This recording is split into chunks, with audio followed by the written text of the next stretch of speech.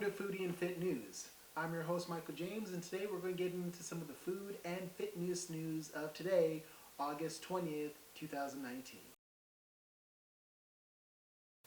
Diana Gaelic from CNBC did an interesting news story on how a possible recession could impact some of the little boutique gyms and CrossFit studios and those type of things that are going on that have become so popular these days. So one of the things that she talked about is gym memberships are up, profits are soaring at a lot of these companies, but as if a recession does hit, what could that mean for those people who go to Orange Theory or some of those smaller gyms or boot camps? See, the thing is, those boot camps and the places usually cost more than a traditional gym. But, I mean, they do specialize in what they're good at. For me, I just use 24-hour fitness just because while it is a global gym, one of those large gyms, for me, I weight train. So it has all the things that I want and that I look for in a gym. A lot of people prefer Orange Theory because you get a more high-end premium experience. I mean, for me, I just need heavy weights and I'm good wherever I go. But they do specialize in curtail to those people that want to pay more. And if a recession does hit, you're less likely to be wanting to spend $200 a month for a gym membership or $150 a month, $100 a month for gym membership as opposed to the basic price. I mean, for me, that's why I sign up through Costco, do a 2-year membership just because I don't like monthly memberships, and even if I didn't, $34 a month isn't that bad. It's just I don't want to pay more than that, especially for doesn't meet my needs. For some people it does, some people it doesn't. Next up, I want to talk to you about Fitbit. Fitbit is something near and dear to me, my heart, and it's actually 2 stories I will be covering. The first story is Fitbit stock is down, and that's kind of doom and gloom because they're the #1 fitness watch maker around. You have Apple, who they have fitness components, but it's not specialized in that. And then you have Garmin, who, especially if you're doing cycling or marathon running, can be terrific. But for just the standard consumer who's looking for a fitness watch, Fitbit is the #1 market king actually. Fitbit stock traded at $295 today, and a year ago it was at about $6. A year ago, being August 21st, 2018, it was about $6. So it's been a dramatic drop, and so that can be doom and gloom, but that's also an opportunity for the company to rebound, just because they are #1 fitness maker, fit watch maker. And so that gives them a lot of opportunity, as long as they don't just keep churning out endless watches that don't find a market. I mean, I've bought most of their watches for a couple years now, and I have been underwhelmed and overwhelmed with some of the different watches and stuff because of the features. Every other top tier watch will have a heart rate tracker. Some of the previous ones would have a GPS, and for me, GPS is huge, especially because when I do go running, I want to not take my phone. I just want my watch to be able to track that. And this Fitbit Versa that I have doesn't do that. It does an assisted GPS, which is not as good in my opinion, but it is what it is. So that's one of the things that if they can just capitalize on that open opportunity, they could actually do really well for themselves and make a comeback. And that leads me into the second story. The Fitbit Versa 2 is leaking.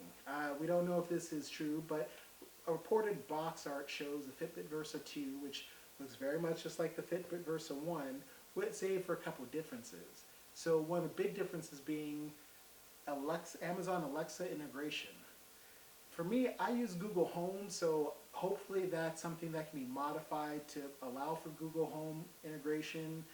I wouldn't really see a need for an upgrade because that would be one of the biggest changes. It's that, the Amazon Alexa upgrade, and then I guess they're possibly switching from an LCD screen to something that's a little bit nicer but not as bright during the daytime. So that could still be there. It's still looking for the same battery life and just a little bit more refined design. But hey, my Fitbit Versa still looks really good. So hopefully this is just, there are some more surprises. So when they actually unveil this, it'll encourage me to continue to buy their newest, latest, and greatest product, just because if it's exactly the same watch but with Amazon Alexa, I'm not going to buy it. That's just me. And this is coming from the person who's bought every one of their top tier watches just because, hey, when the Versa came out and had water resistance, boom, that was instant sell.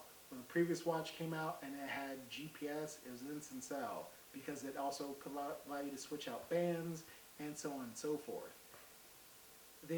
I think they found maybe a sweet spot with the Fitbit Versa Lite, which is still going to be on sale, and if there is this Fitbit Versa 2, so they can have something to market towards the lower end user who they don't want to pay for all the premium features, and that's huge because I have family members who bought Fitbits. I know friends who bought Fitbits, and then they bought the cheaper version that didn't have a heart rate tracker. So you're just getting something that's a pedometer pretty much, and that's not, to me, worth buying or spending the money for because you get less information, less data, so it's less useful.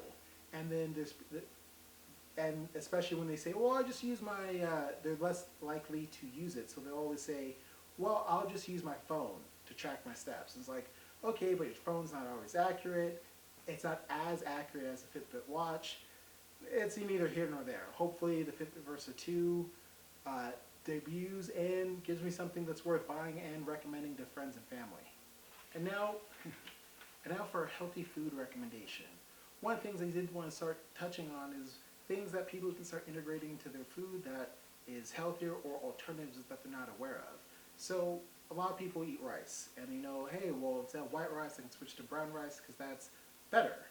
Well, one of the things I wanted to highlight was red bulgur. So red bulgur is a grain alternative to rice that is nutritionally better, especially for someone who gets calorie counting and macro tracking and those types of things because those small differences are huge in the end.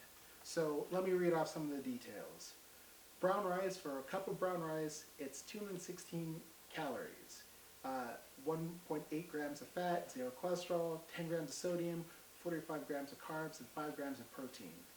Red bulgur, on the other hand, for a 1 cup serving is 151 calories, 0 fat, 0 cholesterol, 0 sodium, 34 grams of carbs, and 6 grams of protein.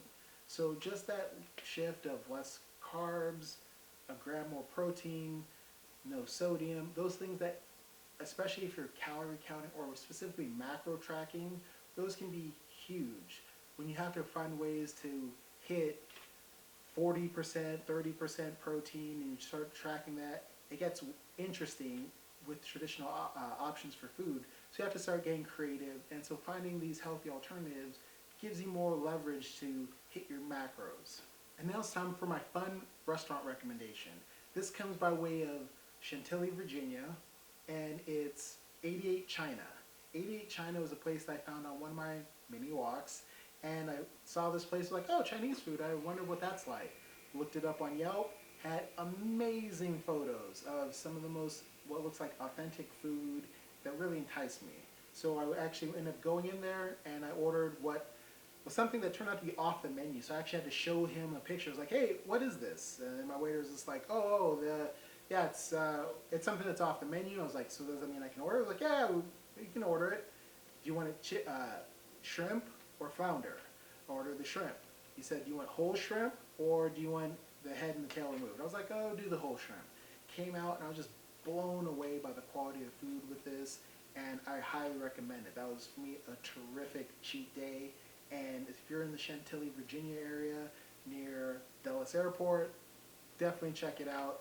100% worthwhile. That's why I always encourage people to Yelp when they're going to a new place, because you can find places that, like, I don't necessarily trust just recommendations thrown by anyone. I like looking at the food. I like seeing what it's like. I like looking at what people who know that area, know that cuisine like, and just being able to make a judgment for myself. So I always use Yelp. I always look at the elite reviews, and that's how I do my business, and that's has worked for me. Oh, and today I also want to highlight the specific muscle group, or this week we're actually highlighting muscle group triceps. Triceps are the majority of the muscle on your arms, that people notice, and so this is one of the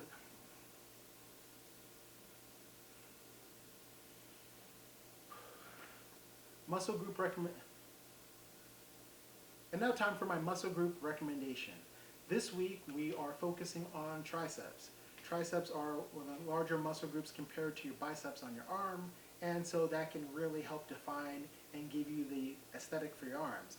Even females complain about hollow back arms where the meat under your arm starts jiggling when you're saying hello or goodbye.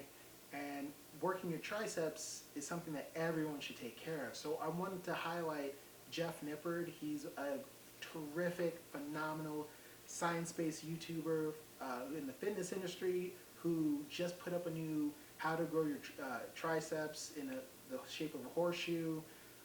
That's terrific and phenomenal. So go look at his video. I'll leave a link to his video in the description just because like he goes in depth more than I'll ever go to, but it's great information so you can know what to do, what to target, how to know that you're getting the maximum amount of work for effort, because trust me, you don't want to be in the gym longer than you have to.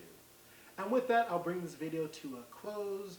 I just want to ask everyone that if you like the content that I'm making, please take the time to hit the like button. It really does help out.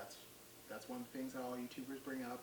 And then the fact that if you can do me a favor, share this video just with other people who may either love food, or maybe they love fitness. If you have any recommendations for a restaurant in a city, please write them in the comments section. That way I can check it out, find some recommendations, and post them in the next video. And then also please take the time to hit the subscribe button.